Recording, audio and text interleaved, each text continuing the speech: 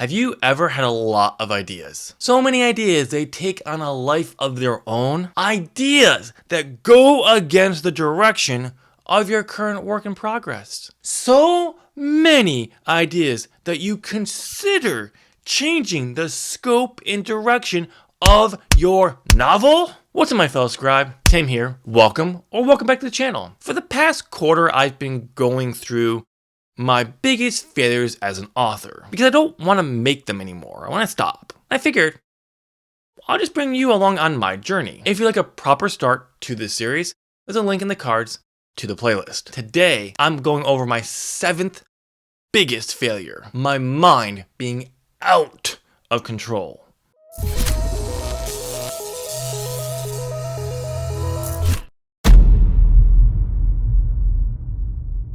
Throughout my writing career, hobby?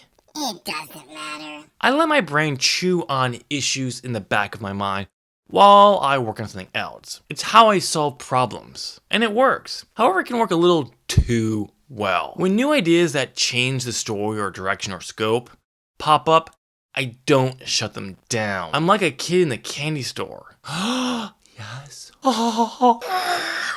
This is part of the reason why in 2011, I revised Marx of Valera. I already knew I needed to shorten the number of books from 8 to 6. It was just obvious. But I also got a new idea, a new take. What if my main character, Zach's best friends were not from Earth? They were from the same world as his father. Yes! Oops. Spoilers. Maybe?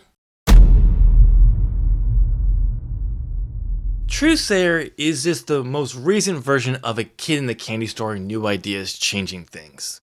But it's not the biggest one. The biggest event of this happening is when my brain latched onto new takes for 3 different series. One of the series actually in itself had its own issue with this. The 3 series I'm talking about are Dananolium, the Veil Trilogy, and Dragon Nations. The latter being the one with its own history, with my brain going crazy, which I'll get to. These 3 series got attached right off the bat after I put Marx of Valera on the back burner. I was working on Dananolium, and I needed a trigger for the events of the plot to happen. And I had a really great event in Godchild, which at the time was dead, gone, put to rest. So naturally I brought it back simply for the trigger. And soon after I brought it back and the trilogy was together, I started working on ideas for a sequel, which came from my mind playing. One great idea came during that time. What if my villain of the overall series for Godchild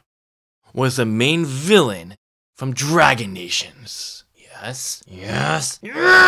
This became known as the Triune Worlds, 4 worlds, World of 5 worlds, but it only worked if these 3 series were in it. In 2019, I had a better idea of what if all my Earth-based series were in one series, which means Godchild, Veil Trilogy, had to be removed. When I did remove it, I realized I just ruined everything I had planned for 4 worlds. And I wasn't gonna go back because new idea. Good. Old ideas. Bad. Alright, let's go on to Dragon Nations, because I could talk forever on this, but I'm not. I'm going to condense this. Dragon Nations is my 2nd longest series in development, Period. next to Forbidden Realm. And it took me over a decade to really develop it, because it was hard for some reason. And in the last few years, I came up with several arcs that I was really proud of. I loved it. When a new idea came to me, what if this was my take on Power Rangers in a fantasy world?